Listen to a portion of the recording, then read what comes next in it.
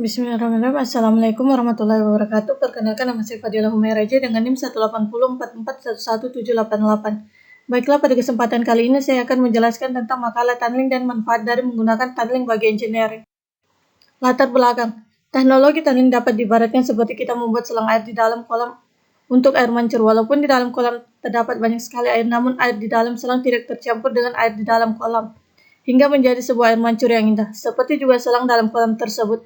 Teknologi tunneling juga mengalirkan data dari pengirim hingga ke penerima. Meskipun di internet terdapat banyak sekali data, teknologi tunneling tidak akan menghiraukannya dan hanya akan mengirimkan datanya ke tujuan. Teknologi tunneling merupakan teknologi yang bertugas untuk menangani dan menyediakan koneksi point-to-point dari sumber ke tujuannya. Disebut tunnel karena koneksi point-to-point tersebut sebenarnya terbentuk dengan melintasi jaringan umum. Namun koneksi tersebut tidak mempedulikan paket-paket data milik orang lain yang sama melintas jaringan umum tersebut, tetapi koneksi tersebut hanya melayani transformasi data dari pembuatnya. Rumusan masalah. Yang pertama, apa yang dimaksud dengan tunneling dan fungsi tunneling. Yang kedua, jelaskan macam-macam teknologi tunneling. Yang ketiga, bagaimana ilustrasi cara kerja tunneling. Yang keempat, sebutkan manfaat dari menggunakan tunneling bagi engineering. Tujuan penelitian. Tujuan dari penulisan tunneling adalah sebagai berikut. Yang pertama, untuk mengetahui apa yang dimaksud tunneling. Yang kedua, untuk mengetahui fungsi tunneling. Yang ketiga, untuk mengetahui ilustrasi cara kerja tunneling.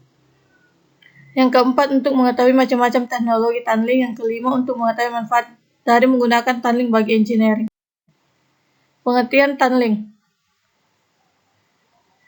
Tunneling adalah suatu koneksi yang digunakan untuk membuat sambungan internet privat point-to-point melalui jaringan internet, sehingga paket data yang diantar bebas gangguan atau lebih aman. Disebut tunnel karena koneksi point-to-point tersebut sebenarnya terbentuk dengan melintasi jaringan umum atau internet.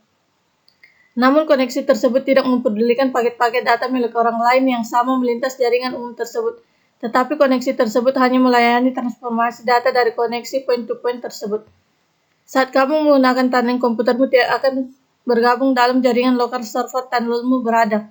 Berbeda dengan VPN yang akan membuat komputermu bergabung dengan jaringan lokal server VPNmu. Fungsi tunneling. Yang pertama, menyembunyikan alamat privat. Yang kedua, mentransportasikan non-IP platform VPN. Yang ketiga, memfasilitasi aliran data tunneling. Yang keempat, menyediakan built-in security beberapa protokol tunneling. Ilustrasi cara kerja tunneling seperti pada gambar di atas.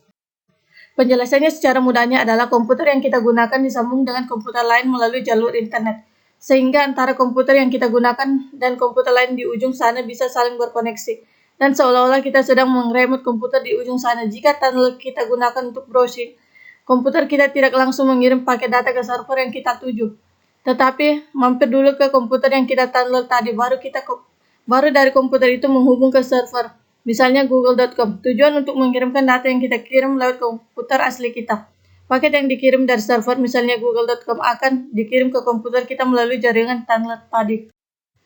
Manfaat dari menggunakan tunneling bagi engineering. Yang pertama, akses remote. Yang kedua, mempercepat download. Yang ketiga, mengakses sumber daya secara mudah. Yang keempat, melindungi privasi.